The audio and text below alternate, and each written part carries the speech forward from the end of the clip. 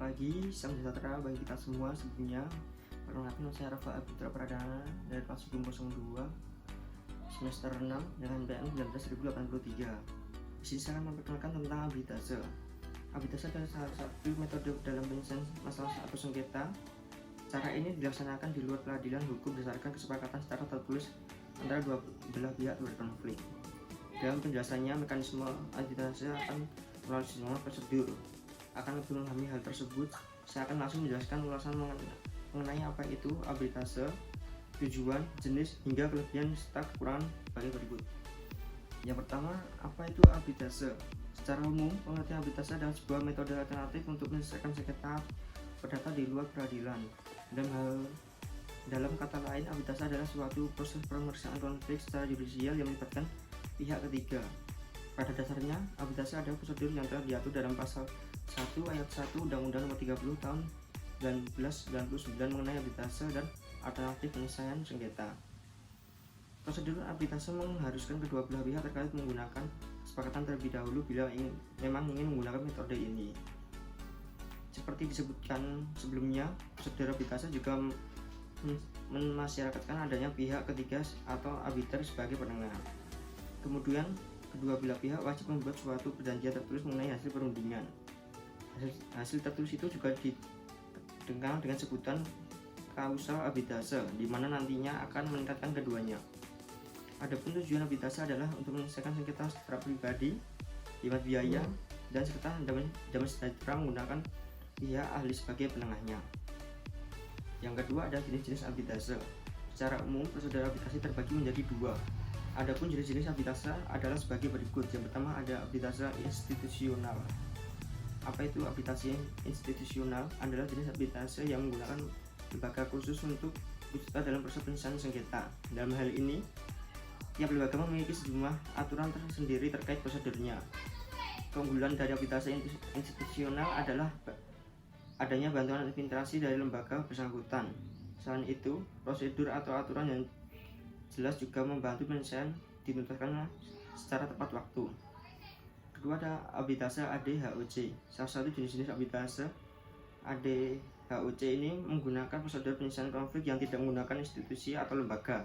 Artinya kedua belah pihak akan menentukan secara mandiri apa saja peran-perannya, seperti mengenai aturan, arbiter, serta jadwal pelaksanaan. Yang ketiga ada kelebihan dan kekurangan atau kelemahan arbitase. Di sini saya akan menjelaskan terlebih dahulu tentang kelebihan arbitase. Prosedur arbitase memiliki sejumlah keunggulan dibanding metode penyelesaian sengketa lainnya. Adapun kelebihan arbitase sebagai berikut. Yang pertama ada biayanya tidak begitu mahal. Kedua, bisa menentukan arbiter.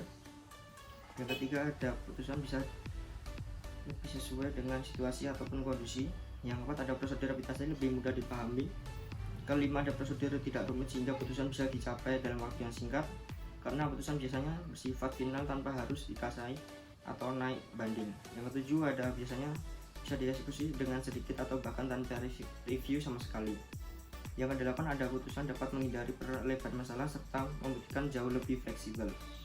Yang kesembilan terhindar dari adanya itikat buruk untuk mengalihkan pokok persoalan.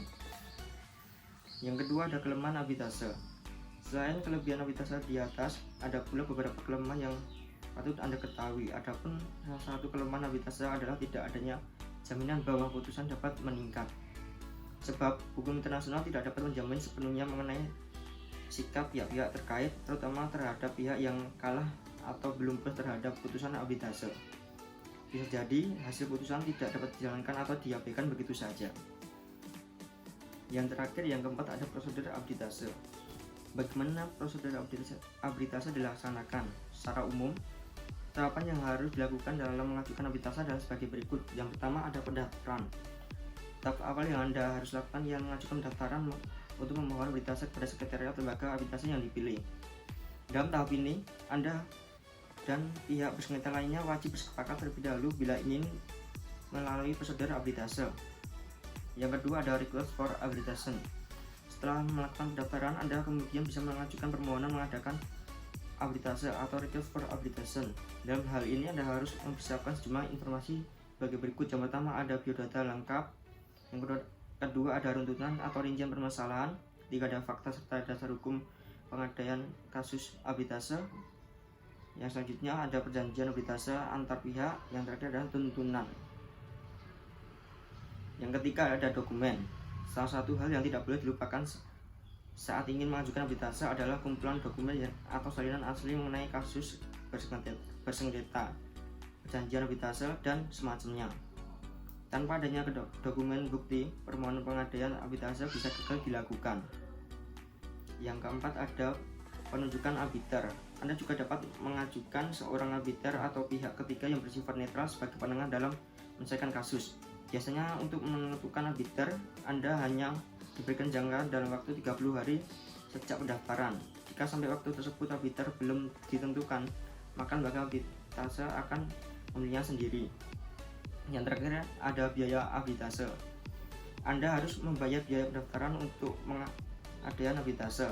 Umumnya biaya permohonan arbitase tersebut senilai dengan 2 juta rupiah. Sedangkan terkait biaya administrasi lainnya bisa berbeda-beda tergantung besar tuntutannya. Sekian penjelasan dari saya. Apabila ada kata atau kekurangan kata, mohon dimaklumi. Selamat pagi. Terima kasih.